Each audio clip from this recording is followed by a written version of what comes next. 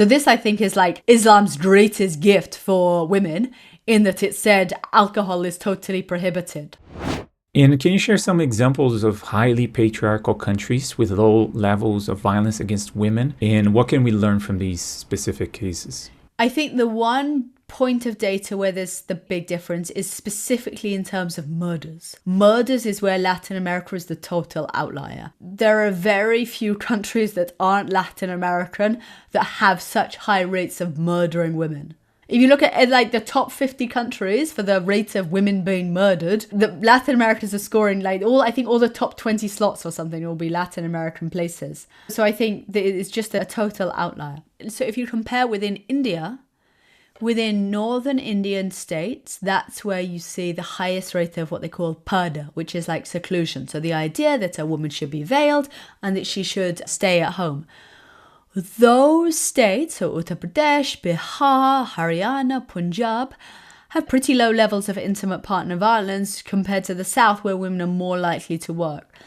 And there are two possibilities. One possibility could be that if women are so subdued and so submissive, then they're just not challenging men. You know, if you're just staying inside at home cooking, maybe there is less resistance. On top of it, another legacy might be as a result of the Islamic influence. Islam prohibits alcohol, and it's actually in northern India where you see lower rates of drinking. So that could be another possible explanation. So there's some data to suggest that North Indians drink less than Southern Indians. Southern Indians drink a lot more.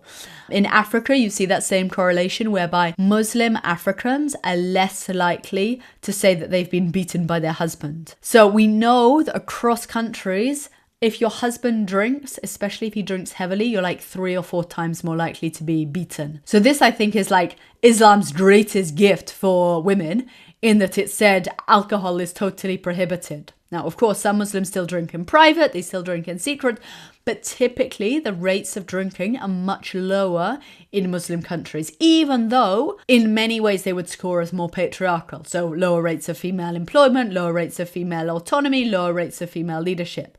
But because men aren't drinking, going out of their minds, and we know alcohol reduces your impulse control, in that people do crazy things, they get stressed by something, they react aggressively. So getting alcohol out of its society is highly beneficial. For example, just to continue on that theme, in many Latin American countries during COVID, there was a big increase in reports of domestic violence.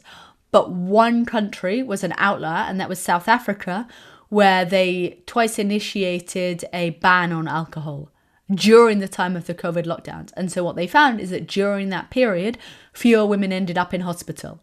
And was South Africa an exception in any regard? No, it's a pretty violent place.